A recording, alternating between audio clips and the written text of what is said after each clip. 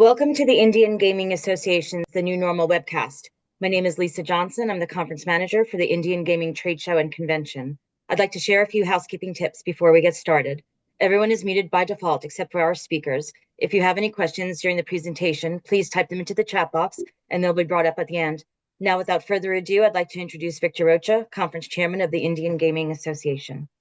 Thank you, Lisa. Good morning, everyone. Welcome to the New Normal, your go-to source for insightful discussions on the gaming industry and critical issues impacting Native American tribes across the United States. I'm Victor Rocha, and joining me is my co-host, Jason Giles, Executive Director of the Indian Gaming Association. Good morning, Jason. How you doing? How's it going? Good. Good. Today we're taking a closer look at the trade policy, how trade policy is shaping the financial landscape for tribal commercial gaming. 100 days into Trump's administration, tariffs and economic uncertainty are creating ripple effects across the industry, from rising costs in food and construction to challenges in long-term planning and investment. Joining us to help us understand this new normal is our friend Kristi Jackson. You like that? I like that. Huh? Not normal. Chairwoman Yeah. of TFA Capital Partners and a longtime financial advisor to tribal governments and enterprises, and a very good friend of mine. Kristi brings a sharp perspective on these shifting economic policies that are affecting Indian country and what tribes can do to prepare, adapt, and lead through the uncertainty. Kristi, thank you so much for coming. Jason and I both read your newsletter last week, and he sent me an email. He doesn't really send me things very often. This time he goes, "This is what we need to talk about," and I absolutely agree. So welcome. First of all, tell us who you are. If people don't know, they're probably not in the industry. Tell us who you are and what you do, my friend. Well, first of all, thanks for having me. It's been a couple years since I was on this with you last, so I appreciate the invitation. I'm a financial advisor, so we represent tribes, typically on financing and things related to the tribe's financial matters. Do a lot of cash flow forecasting for tribes, a lot of things related to economic diversification, a lot of thought pieces on strategy. I've done this for 16 years, but before that, so I call myself now a reformed banker. I was a banker to the tribal gaming industry for 15 years and did, I don't know, 20 plus $billion worth of capital raising while I was in that capacity. So I've seen a lot of deals. I've seen a lot of economic cycles. I've worked with a lot of tribes, large and small. And, my undergraduate degree is in economics, so this kind of stuff is interesting to me, as weird as it is. You know, First of all, it's really great to have you. You have been in the industry longer than I have, so that's what we started in our infancy. Yep. And it's been an amazing ride, to see this industry. We've seen feast, we've seen famine, we've seen, everything, and an economic downturn, a housing crisis. We've seen an industry grow and soar to the sky and come crashing back down. So, we've been through this a while. I think we can kind of you know understand that these bad times don't last, but we definitely need to understand and have a strategy to understand how to weather them. So, give us a quick overview of the current tariffs and how they are affecting us. So this is, I mean, we could talk for hours about that. So I'll just kind of keep it simple. On April 2nd, there was this announcement of reciprocal tariffs. So in an attempt to try to get other governments to pay up and to be able to balance trade a little bit more, these tariffs were wide-ranging and broad, affected just about every country that the United States does business with. And it was initially announced that there was a 10% across the board tariff on all goods that were to be imported to the US. And then specific to each country, there was some formula that was put forth that tried to calculate what the trade imbalance was for those particular countries, and then it added an incremental tariff. That wasn't necessarily good enough, and so there were some incremental that went beyond that math, and it caused a massive amount of uncertainty. These were tariffs that no one's seen since like the 1930s. So, just didn't necessarily catch everybody by surprise, but the markets, if you think about, the financial markets being indicators of things in the economy, massive declines, like 1,000 point decline in one of the indices. So, just an absolute, sorry, can't control for that. Um, there was a quick, because our president doesn't like to be viewed negatively, and there was a very quick pause on that. And so on April 9th, there was an announced 90-day postponement of the implementation of many of these. That caused the market to come back up again. And we also saw handpicked specific industries that were being carved out. And so smartphones and certain types of computers were being carved out of the tariff application. So a massive amount of uncertainty because there just wasn't clarity, and there seemed to be a change coming with nearly every news release. That kind of uncertainty has caused ripple effects throughout the economy. The gaming industry has its own stories, and we'll talk about those, I know, this morning. So it's really hard to keep straight. Monday, there was another announcement. There was this 100% tariff on foreign-made films, and I live in Los Angeles. Got a lot of people talking about, well, what does that mean? Does it apply to, like, Amazon and Hulu specific kinds of, made for direct to consumer TV or cable, miniseries? I mean, what does this mean? And the uncertainty levels are high.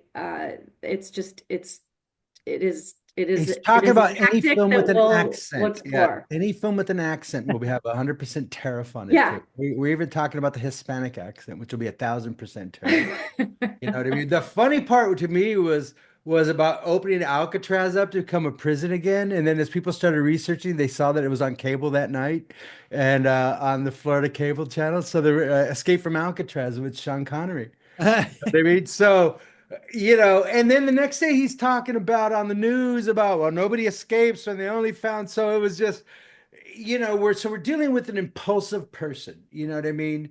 We're dealing with the president that's very impulsive. He says that the tariffs, the market loses 1,000 points and trillions of dollars, and then he whiplashes. But to me, as our little conversation before this, I think, when he talks about, I think he's trying to make a point, you know what I mean? And to me, it's like, although, why would you be concerned about Alibaba and you would tax Ford?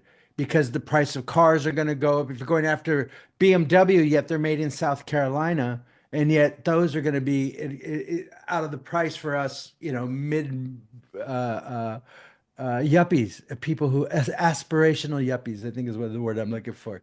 I think because a lot of that the uncertainty is what's freaking people out. There's no real rhyme or reason to some of these shifts, Well, go ahead. well, your point about cars is interesting because it's complicated. There's like 30,000 parts in an automobile. And so I've read that some of these analysts within the finance departments at the big US auto manufacturers are trying to figure out, of these 30,000 parts. I mean, clearly there's duplicative bolts and things like that. But I mean, the various parts don't necessarily all come from the same countries. Some of them are manufactured here, they're assembled somewhere else, they come back. What tariff actually applies? And it's going to take a while to sift through how that works in manufacturing in particular, where there's these component parts that are coming from all over the place. Well, you can't get any certainty. If you look at that press release, when they were talking about the tariffs, and someone mentioned the fact that Amazon was going to have a price at the bottom that showed you how much extra the tariff was going to cost, and the administration went after Bezos and called it a hostile act towards America or something. The language just was really ridiculous. But the funny thing was today, as I was doing my research, I saw on Twitter someone had created an extension on Chrome that's Trump tariff extension. So you put it on, if you go to Amazon, it automatically will show you how much the tariff is going to cost you. So there's still ways to work around. And, when you have an administration that is trying to pretend it isn't, yet you have real world costs. As a matter of fact, on April 4th, Lance Morgan from Ho Chunk Inc. Said, "I'm out $3 million in 2 days on the tariffs, and we haven't seen anything else yet." And he's building a new casino. What do I have it? Win is talking about not expanding. You had oh yeah, that's right. They're delaying their towers. Yeah, Churchill Downs, almost $1 billion of capital. They were going to redo lots of the grandstands and other things at their flagship property, almost $900 million. And they're saying tariffs. It's uncertainty. It's unclear about construction costs, and so we're going to put a pause on it. That's real. So how does this affect the tribes? How is this going to affect us? Well, I mean, interestingly, when you think about gaming and you think about the cost of providing the gaming activity, it's largely labor. And we did kind of a canvassing of the clients that we serve, and very large and small casinos alike, and kind of took an average and see that there's about 50% of operating costs are payroll. So there's no tariff that affects that. That's domestic, it's labor. And there's relatively modest cost of goods sold. If you're talking about food and beverage, sure, there's an impact there. But in terms of operating costs, it's not terribly affecting a tribe's operation. That said, where it does affect is in some other ways. I mean, clearly on the capital side, um, as tribes look to expand, yes, definitely whatever the input cost is, whether it's steel or something else. I think Wynn specifically mentioned furniture, fixtures, and equipment stuff, that furniture coming from overseas. So that's an important component cost. A slot machine is a pretty important component cost. And just natural replacement cycles of these machines, maybe once every 7 years, you're replacing the machine. I mean, we think that there's probably going to be a shift, if this sticks, a shift towards more participation games that are leased. Because just naturally, if the cost of the machine's higher, thinking a little bit about leasing the machine instead of buying the machine could be a near-term decision. But more broadly is the revenue side. And thinking about who that customer is. Tariffs are generally what we might call a regressive tax. They'll affect more of the lower income consumers than the higher, more affluent consumers. So you hear Wynn talk about the fact that they're not necessarily expecting to see that much revenue decline because of some of these macroeconomic factors, because they're dealing with a more affluent crowd. Some of the tribal properties, though, that are in rural areas, may not have that same demographic. And so tariffs are going to affect disposable income for people at the more lower end of the economic sector. And that, we think, is probably going to affect and have a potential impact here that's significant on gaming revenues, particularly for those tribes that have a less affluent customer base. How do you think it's gonna affect like the Buffalo area? You know, if you go to Niagara, you have the Senecas on one side, and then you have the other casinos on the other side there. You know, they rely on a lot of cross-border traffic. I mean, this is all hypothetical also, but obviously though they're going to be impacted. You know what I mean? You also have a very strong Canadian blowback and very nationalistic. You know what I mean? Yep. There's like, we're not going to be pushed around. The prime minister was in the White House yesterday, 2 days ago, and Trump was there saying, "Listen, we're going to make it the 51st state," and just really insane type of language. So, you know, if you're along the border, I mean, that has to be affecting you, right? Absolutely. Yeah. I mean, so those tribes in Washington State that are close to the border, New York State close to the border, certainly those tribes in Texas and even Arizona, maybe southern San Diego that are close to the border. There's definitely an effect. And Wow. well, Kristi, and one of the things I visited your guys' booth during the trade show, and there was a nice article you guys had printed on mergers and acquisitions. which I thought was a very timely piece. Because remember, our trade show was during that week of when Trump announced the tariffs. And he announced them on a Wednesday during our trade show. And at our board meeting, we had more than a few people, associate members, come to our board meeting and say, look, the way the tariffs are being rolled out, 99% of everything down on that trade show floor is from China, including like the felt carpet, this double-sided tape that's used to put everything. And he made it seem really, harrowing trying to navigate through all that. Can you comment on that? Because Kristi, I guess it gets down to, he also wiped out this so-called de minimis goods coming in. It used to be if it was under $800, I think that was the limit that, they wouldn't inspect those types of things. But, you think about the things under $800, that's all our chips, the playing deck cards, all of that. How does that impact on your costs? Just think of a sundry store at a tribal casino. I guarantee everything. If you've ever gone and bought a charger there, it's charged. Right. Yeah. Those cables. Yeah, absolutely. Yeah, I mean, fortunately, that's 100% right. Fortunately, though, the overwhelming majority of the revenue and the profit is from the gambling activity. So, I mean, the sundry store might have a 1% contribution to the bottom line, and most of that stuff could be break even. So price goes up, maybe requires more points, redemption points for something to be purchased in that shop. But I mean, it's really not the same thing as the play at the slot machine. So you don't think so? All those smaller items and stuff, if they go up, that's not really because that's part of their fixed overhead. But I guess you're saying, we just sit on the shelf longer, maybe, or that kind of thing.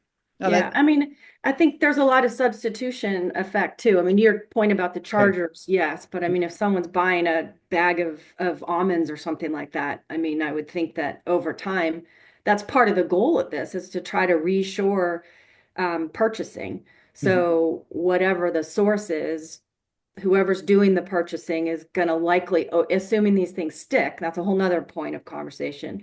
But there's likely to be purchasing decisions that change to things that are less affected by the tariffs. I was reading an interview with a Hornbuckle from a week ago, and he was talking. What I thought was interesting is he talked about the cost of things, but he said, where he sees the least amount of changes in FMB. He's like, it's only 2-3%. You can source other things. There's workarounds and stuff like that. And he didn't see that as a big deal. And I thought that was kind of interesting because that is going to be one of the issues that is affecting, especially with South America and Mexico, with a lot of our fresh fruit and vegetables, grapes, bananas, all that good stuff, tomatoes. I saw a really interesting article. They talked about, America has those big steak tomatoes, but those little grape tomatoes, we import most of those, you know. So, that I think that's one way that people are saying, okay, well, like we can do workarounds, we're going to have to change. And I think that's the mentality, which is the resilience of this industry, is like, okay, well, the machines are going to have to stay on the floor longer. It's cheaper to buy a replacement part than it is to replace an entire machine. Yeah. But you're seeing lots of crazy talk already on social media and stuff, the cost of tariff, the cost of everyday things, but as my friend told me the other day, the head of Home Depot, the head of Lowe's, the head of all these, Walmart are at the White House talking and saying, listen, our businesses rely on these imports. Now, one of the interesting things that we talked about is that the effect of companies like Alibaba and Shine and the American way, the American desire for cheap plastic stuff. You know what I mean? And as somebody who's in the process of cleaning their garage and has a 10-year-old son, soon to be 10, and Jason, I'm sure his garage looks just like mine, filled with plastic stuff from kids from the last 10 years, and it's become cheaper and quicker. And my kid now, if he wants something, he goes to Alibaba. It's a plastic thing, but it takes 3 weeks to deliver. And he was like, I'll wait. But it became to the thing where they were starting to send 3D printed parts and 3D printed toys. And I have a 3D printed, I can make that stuff. But now they're starting to sell it too. And it's just, that's the society we live in now. We want that instant gratification of cheap plastic stuff. I don't know what it is. You know, Kristi, what is it? It's the I, American I way, is mean, what it it is. is the American way, and I mean, I think I get back to the point of we want this stuff, and if you're at a certain income profile, it's going to hit you harder than someone who's in a higher income profile. They still want the stuff, but it's a much smaller percentage of their disposable and kind of uh, allocated income for things like that. Well, So very true. But we live in a society where everybody wants, TikTok and social media was created to spark that desire for stuff Yeah, you don't need. You know what I yeah. mean? And then if you don't want it, you sell it on Facebook Marketplace. So it's the well, cycle of life now, right? Is this the new cycle of life? No, you know what? The question is I think a big difference. You're seeing the numbers in Vegas. They're starting to shift. You're starting people getting a little scared about that. You're starting to see layoffs. They laid off all the valets. MGM just laid off all their concierge and stuff like that. But tribal and commercial gaming are different. Don't you think they're going to be affected different? But it all depends on where you're located too, right? Yeah, absolutely. Yeah. I mean, we saw back in 2009 how much more resilient the tribal properties were compared to Las Vegas. I mean, when you're just looking at a locals base and people come visit you once a week, it's very different because they can drive there. You're not dependent on hotel. You're not dependent upon, I mean, necessarily some tribal properties obviously are. But it is very different from Las Vegas, where you're a destination and you're looking for, the a lot of times a foreign visitor and people that are kind of making that choice to take a vacation somewhere. It's a totally, it's not totally different. It's materially different in terms of that customer base. So we look back to history and the last recession and what we saw tribal properties kind of do. I think that like we said before, I mean, it's just generally we're not talking about being dependent on um, goods, I guess, for delivering our service. Well, So and we have just a more resilient operation. yeah, it feels like we have to go into pandemic mode again, almost. You know what I mean? And if once the casinos opened up, we all had to shut down. And like I remember I commented that, how do you shut something down that doesn't have locks on its doors? You know what I mean? It felt so wrong because there are no locks on the front door of Pachanga, and a lot of casinos don't have locks. So this is a different type of situation, but we learned that we're very resilient. 2008, we learned we're resilient. Mhm. 2020, we learned that we're very resilient. Yep. And on this one, I think I think in a lot of difference, I think there's people are still going to be coming if they get a good bargain. But I think the thing we have to look at is the effect that it's going to have on the economy again. With the pandemic, we had layoffs, and I think the numbers seem to be okay, but who knows at this point? well, I think we have to look around us. They're going to stop building. You know what I mean? If you can't get cheap wood, everyone's going to be laying off. I know at Pachanga we haven't talked about it. Maybe we'll talk about it in our next tribal meeting. But we have some development plans on the books that we would like to get forward with and stuff like that. But I can't imagine going forward in this climate right now. but Kristi, your theory though is, well, it's not a theory, but what you're saying on the podcast today and its impact on tribal casinos, it's more about our customer base's discretionary income. So if they see their prices going up at the grocery store, at Walmart, Target, wherever they buy their life necessities, now tribal casinos are going to have to compete for those dwindling dollars. And on top of that, if we start to see layoffs, and everyone, I guess that jobs report was good. It was, 80,000 jobs less than the month prior. And we know that a lot of the federal layoffs are still working their way through the system. but I wouldn't be so confident in the, the next month's job report or the next quarter's GDP, because first quarter GDP went down negative 0.3, which is something. So the resiliency thing, uh, it's going to be hard to drive a good bargain if your customer base just simply doesn't have the money, or if they're out of work. I mean, is that Yeah. what you're saying? Because at this point, we know that the rural areas are going to be impacted probably a lot quicker than the more affluent suburban areas, I would I say. think that's right. I think Okay. that's right. And particularly if there's a choice, if there's competition, Mhm. that's going to have an effect. But I mean, you start with the baseline assumption, though, that gaming is, and tribal gaming in particular, but gaming is a bit more recession resistant than other entertainment options. And so you kind of have less of an effect than pick your other, theme park or something like that.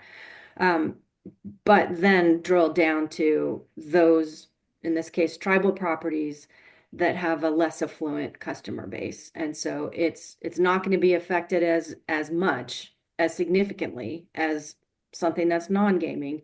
But I think there is an effect. And I mean, we looked at one study that was done by an entity related to Yale University that said that there was about a 30, they're forecasting about a $3,800 per household decline in disposable income as a result of the implementation of these stated tariff policies. That's significant. I Mhm. mean, that's a significant amount of money. And so consumers have a choice on where to spend those disposable dollars.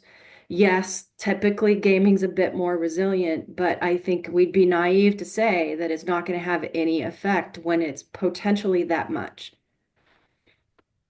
And so Kristi, and how do you see, well, I mean, just a little bit crystal balling here. How do you see these tariffs impacts playing out? I mean, I guess we're supposed to sit around and wait for us to cut a deal with every country in the world on tariffs, or every country that we have a trade imbalance with, no matter how Yeah. poorly calculated that imbalance may be. And also, you throw on top of that, the I guess what's going on right now with in terms of just where we are with inflation seems to be holding steady, I guess. And I guess, Yeah. are we all in a holding pattern? Is that generally where we are right now in terms of capital expenditure, waiting for the effects on small businesses Yeah. and large big box businesses? Is that kind of where we are right now? Yeah, I mean, cutting to the chase to the first part of your question, my view is that this is a negotiation tactic, and this is an administration with particularly a president who likes to be in a deal. And Mhm. so his strategy throughout his career has been to have these hard charging negotiations. And he has taken a tact that he's going to be as aggressive as possible and then bring people to the table and get them to do more of what the end game is that he's looking for to be able to have some settled solution. The style is what it is. Nevertheless, I think this is a strategy for negotiation. And so therefore, these things that were proposed, I don't believe are going to be anywhere near what ends up getting resolved. I was listening to an interview earlier this week with Treasury Secretary Bessent, who said, look, I have asymmetric information. I know who's approaching us. I know which of these 90 countries are coming to talk to us, and nearly all of them are now. And I know what they're offering to do. And so if the goal was to try to get more countries to subsidize their industries less or to not tax the imports so that our goods are received better in those countries, apparently there's movement on that front. And so, yeah, it takes time to have these 90 negotiations or more. Um, But I think that the end game is to get these countries to play closer to what we were looking for. We, the United States, our administration that's in power right now, is looking for. And so this is not a permanent condition. And if that's the backdrop, then hearing that a lot of these big corporations are saying, hold on, I'm just going to put a pause on this right now because I'm not entirely sure like where this is headed. It's probably not never, it's a when. And that when could be later this year because as Victor and I were kind of chatting a little bit earlier, I also think that this particular, like any person in office, they want to be reelected. They want their party to be reelected. There's midterm elections coming up. And I think that this president wants to see success in midterm elections, and having an economy in chaos doesn't get you there. So getting things that are moved further towards back to normalcy, getting big corporations to make decisions again, not have hiring pauses, and being able to get things a little bit more stable and back on track helps with that message, helps with that midterm election. And I mean, this is kind of all tied together. But that's many reasons why I believe this is not permanent, and it's definitely more on the transitory side. Do you think the invasion of Greenland will be before the tariffs or after the tariffs are settled? That's the kind of I nonsense know. that we're dealing with today. It's You know what I mean? insane, right? Okay, It seems that's what he actually said today. That's what he it said today. You know what I mean? That's a tactic. That's a tactic. You know what I mean? I think George III had that kind of tactic too when he went. Well, Kristi, but I guess so. As a matter of fact, the tea tax wasn't that George III? Right. Sorry, I'm pulling out of my there. But and on top of all that, we still we don't have a budget for this year, and we don't know what's going to happen with the corporate tax rates, the extension of the tax cuts from last time. That all kinds of adds to uncertainty. But so it's May already, though. I guess what are your the trailing effects of these kind of policy things? Is it 60 days, 90 days? Because we're trying to look down the road at our trade show, and if companies are hurting, whether it's component parts for new machines and all those types of issues that go into casino companies, we're keeping a wary eye on our trade show next year because of if people can't afford to have a bigger booth, if they need to have a smaller booth, or if they just don't have the inventory, that would be a huge problem for us. So what do you think if they get this settled? What Trump said, there was a 90-day pause on this, or was it 90 or 60? 90, but who's to say that doesn't get extended again, right? Right. So well, I mean, that's like July 2nd, if you believe that. Okay, there you go. Okay.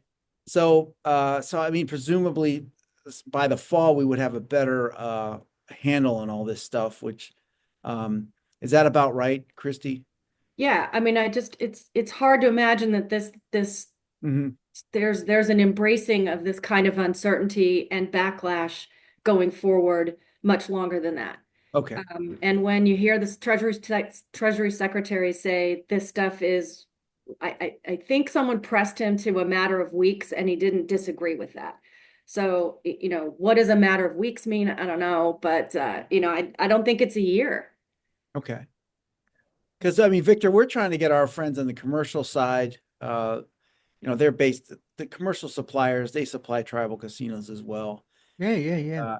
We're trying to rally. But at the same time, Kristi, some of this makes for new upstarts, new competition, new ways of doing business. Is that correct? I mean, absolutely. Yeah. Yeah. I mean, I think I was reading something that McKinsey put out last week or the week before, or something like that, about kind of how they're guiding corporations. And they do a lot of work with huge international corporations, but kind of thinking about strategy to deal with this. And not knowing what the outcome was finally going to be, they're saying, look, there's a short-term strategy, which is very much triage, very much figuring out, making sure that You've got, inventory of your purchases, what you're likely to be impacted by tariffs, and you're kind of delaying long-term decisions. So you're seeing that. And then there's this medium-term strategy that they're working on, having teams within these organizations think about resourcing, trying to figure out alternative places to purchase or alternative manufacturing. And definitely cash preservation. If you think you're headed into a period of uncertainty, making sure that you've got, on our kind of world, thinking sure that you've got lines of credit available to you and cash resources to be able to withstand something if there were some sort of unexpected shock or supply disruption. And then there's the longer term, just rethinking your overall and the way we think about tribes and their economic diversification, but thinking about the portfolio of businesses, thinking about, if something is negatively impacting you with one particular business area, putting more capital to work in something that's counter-cyclical or in a different industry, and that's sort of this longer term strategy. So there's definitely a lot of planning, a lot of, forecasting, and a lot of thought, depending on your business and your portfolio of businesses. We have a incredible a comment in the sections from Chief Michael Connors from the St. Regis Mohawks. He's saying the U.S. Canada border. Hi, Chief. The U.S. Canada border runs right through our community. Our casino sent a letter to Canadian players inviting them back, as many were not coming since January.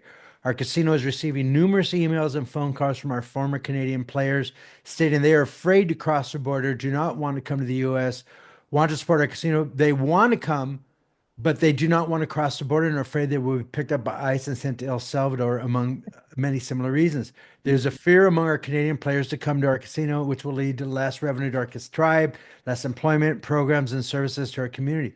He's absolutely right. You know what I mean? You see these stories all over Europe, you know what I mean, in DW and BBC, and they're talking about every tourist who's just had a wrong visa and then went on a school trip, and then they're thrown in these prisons and they're making these massive headlines. And so you have to wonder how that's going to affect, the other markets. You see how that's going to affect Canadian borders, because it felt like a hostile attempt to shake those guys up. And now this is the result, where they're afraid to cross the border. You know what I mean? Who has time to 3 weeks just to go? And I saw an article about up near Vancouver and Washington. You know how they ship things right across the border. Take a boat, you pick up your packages, you come across. Nobody's coming, none of the shipping. So you're seeing all those anecdotes along the border, and I think a lot of that this cross country exchange is slowing down. And to me, my big thought is, how is this going to affect the Asian gaming market in California, which so many Vegas relies on, everyone relies on. How's that market going to change? So I think that's going to have an effect. I think it just has to. So the tariffs, Kristi, if you're a Canadian coming over here, is your Canadian dollar weaker or stronger now if you're coming into America to purchase stuff? I'm not sure the impact of the tariffs on the exchange rate, Okay. and I haven't looked at it recently, so I'm not sure I Right. can answer that directly. But I know a Usually lot those are interest rate impacted, impacted. and right Okay. now we have higher interest rates here, so I'd imagine it's still fairly weak from the Canadian perspective. Right. Right. well, I mean, yeah, go ahead, Michael Jim. Connors isn't alone. We heard, Lummi up there in Bellingham, same thing. 60% of their customer base is Canadian. And that's an issue that IGA is working on. That obviously is, not so much on tariffs as just rhetoric and being unfriendly, I guess. But it is impacting all our tribe. Bois Fort's another one. We rely on that Canadian business a lot for our northern tribes, and we're working on that. We're trying to get some messaging and whatnot. I think the best thing is to do is, sounds like what they're doing at St. Regis, is they're telling people you're welcome here. We value your business. Come anytime. And I'd reemphasize, once you're on tribal reservation property, there's no ICE is coming on the reservation property. No federal people are coming on here without our permission. So that's that's a way you could, shore up. Jason, I think the Real ID things started on Monday, didn't it? Didn't it Yeah. all happen on that too? So now you have another wrinkle here with the Real ID that you can't even get on airplanes without it. You know what I mean? Unfortunately, we have our passport. I don't have my Real ID. I have a passport. You You don't know what I have mean? real So I gotta. ID? No, I don't. In California, we don't have IDs. We just go by vibes. You know. I mean, Kristi, so for TFA, you guys, I mean, uh, how are you guys? Is this going to be a remaining focus? You have a team there, right? Of all pretty much economists. I met some of the younger guys I saw working the booth there. Yeah. Super nice, super knowledgeable. I mean, your recommendation to your clients, I mean, I guess what are you guys telling them? Just pay attention to the lumber costs and natural resources costs that might be It pulls involved. out the Ouija board. Yeah, Sit involved. down. We're gonna have a little conversation There right are here. ways to calculate some of these, I assume. Yeah, I mean it's a lot of cash flow modeling and it's a lot of sensitivity analysis. And so there's a lot of kind of thought to that. I mean, at the end of the day, some of these projects have massive potential returns on investment. So even if there is a, 20% increase in some of the costs of construction, not all of it, because a lot of it's labor, Right. but some portions of the construction costs are higher. It's it's going to be worth pursuing that particular project. So it really depends on the project. It depends on the size of the project and all the economics surrounding it. But I mean, there's plenty of good projects that are still going to get built because there are some massive potential, realistic potential returns on those.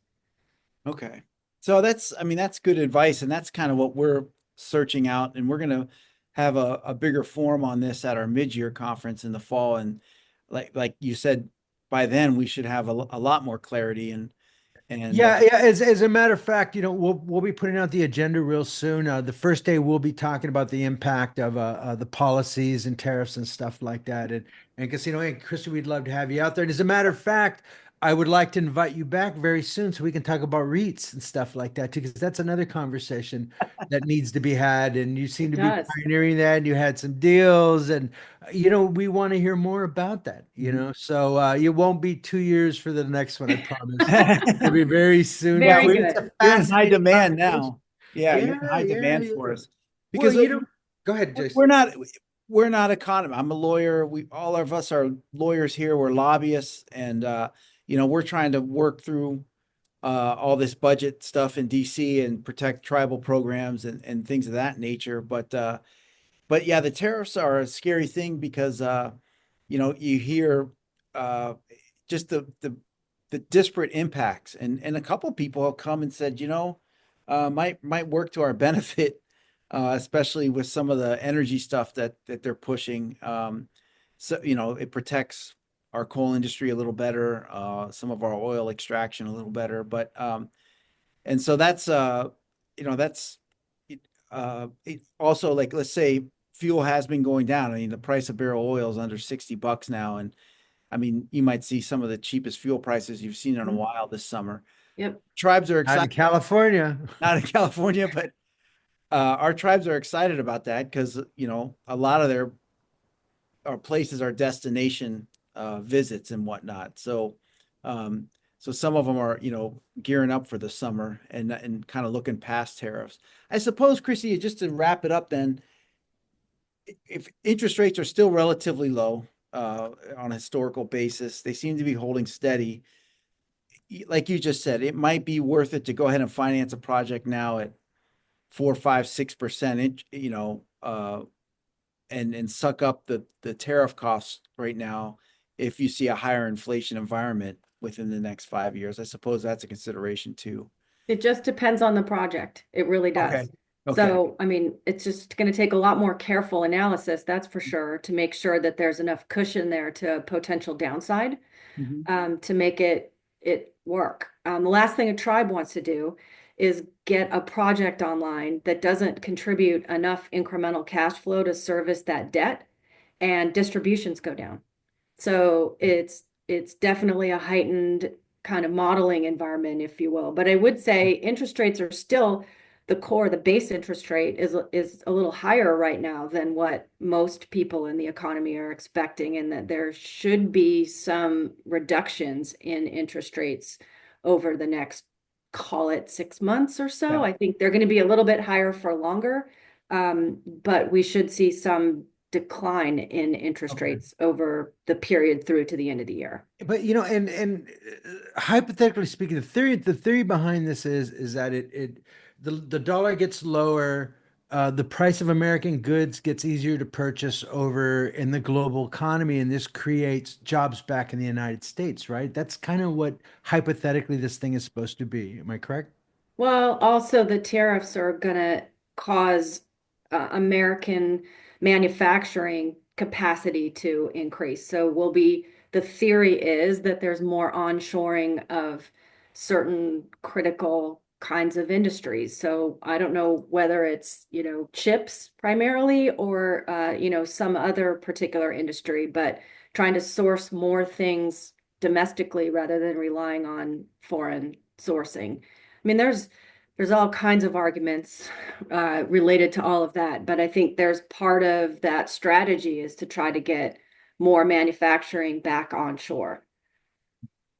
Yeah, Victor. But you see, if you listen to the manufacturers, the car manufacturers and stuff like that. There's, as we talked earlier, there's what, 30,000 parts in a car, and most of them are made elsewhere and stuff. So it just feels like we're in the middle of a game of chicken right now. You know what I mean? And that the headlights in China and America are racing towards each other.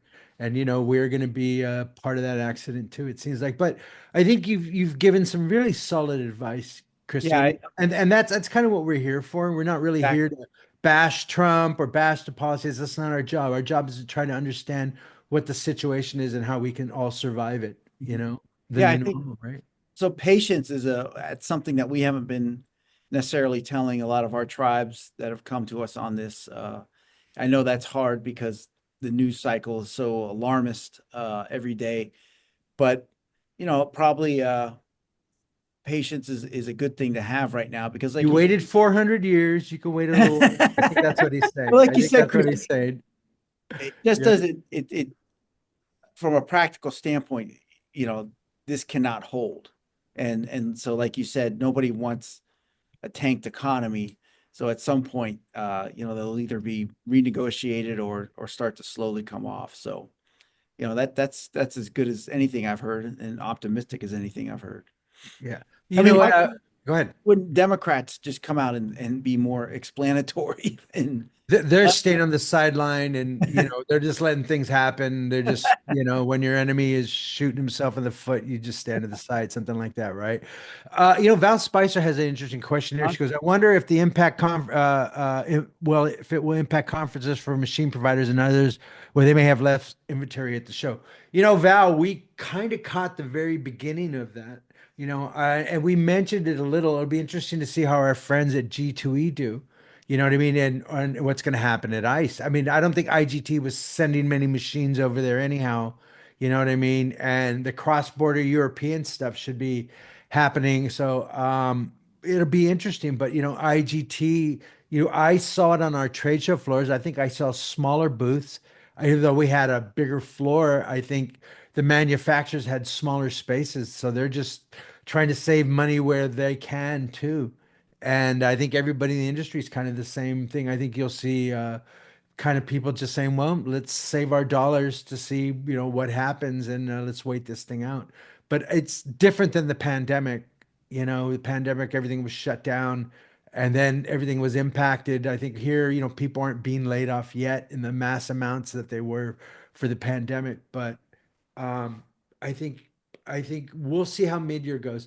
I think for us, mid-year is not meant to be a, a product display session. It's more about conversation and educational stuff. So that's completely different. And we'll be talking about the pandemic. We'll be talking, excuse me, the pandemic. We'll be talking about the tariffs. We'll be talking about sweepstakes and prediction markets and stuff that are affecting tribal gaming now.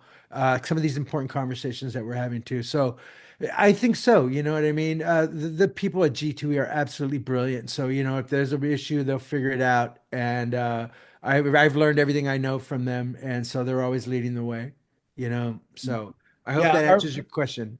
our mid-year, Christie, is a week after Labor Day, so out here up at Shakopee at Minnesota. So everyone put that on your calendars. Perfect. Week after Labor Day, and if we need you before then, we'll certainly, call you up. Like if we get a bad second quarter GDP report, I think all bets are off, and your timeline might be accelerated a little more in terms of getting the economy back on some sound footing and some certainty. So That's you know what that's the that's the main word that I see in all my research is uncertainty. You know what I mean? That seems to be the operative word. And, Wall Street hates uncertainty. You know what I mean? And business hates uncertainty.